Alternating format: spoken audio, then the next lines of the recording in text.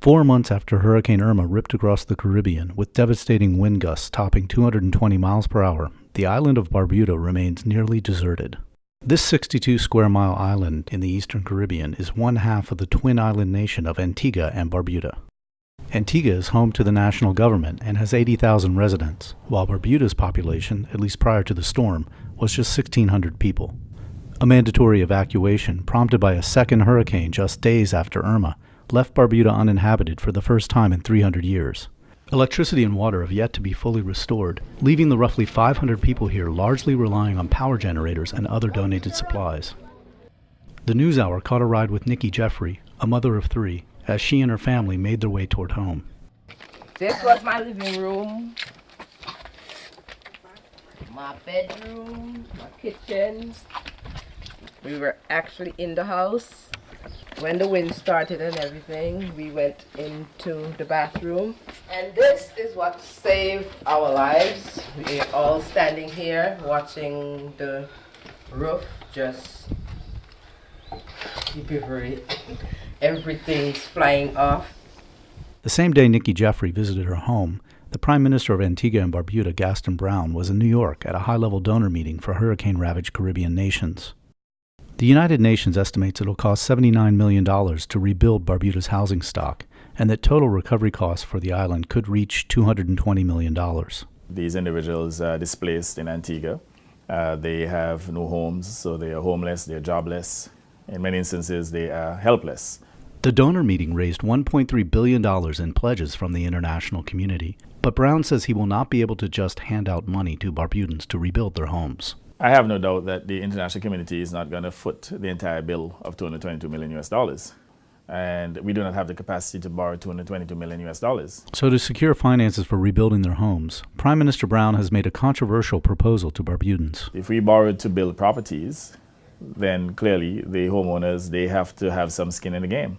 So whereas we will heavily subsidize these mortgages, there must be title given to these individuals and a mortgage taken on the property to make sure they pay. The only problem with the Prime Minister's plan? Barbudans don't have land titles and have collectively owned their land since Britain abolished slavery in its colonies in 1834. In Antigua, they don't have common land, communal land ownership, but it is something that we are culturally tied to. It's something that historically for 300 years, I mean, we're descendants of slaves, and it's something that we have fought for, and then in 2007 it became law as well.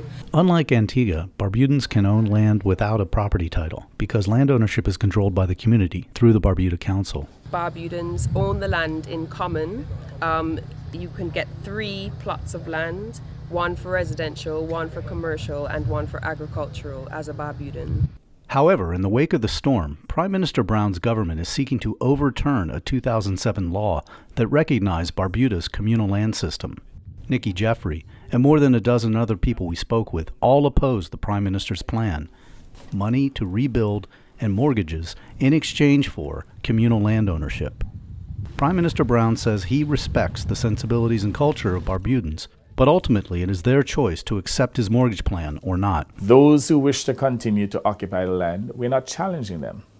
They can continue to live in common as associate, that's fine. But those who require title so that they can rebuild, my government will give them that option. This leaves Barbudan homeowners in a tough spot. They must accept land title or rebuild on their own. Historically, Barbudans have built their homes incrementally and relied on savings rather than bank mortgages. Few, if any, have insurance. The reason? After the last major storm, Hurricane Luis in 1995, a fraudulent provider failed to make good on claims. Further complicating Barbuda's recovery picture is the Antiguan government's rush to develop the island for tourism. Unlike Barbuda, Antigua, with its all-inclusive resorts and cruise ship docks, has long been a major Caribbean tourist destination.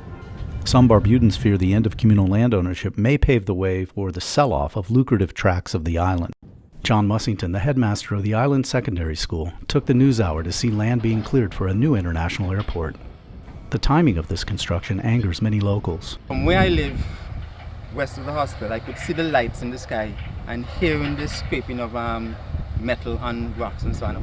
Here were people using the opportunity that it did not have the population on the ground to ask questions, and they're hurrying day and night to clear what they could clear. And right over at the point, George Jeffries took the NewsHour to the site where actor Robert De Niro is seeking to build a luxury resort, a development that has stirred controversy among Barbudans ever since the government signed a lease with De Niro's company in 2015.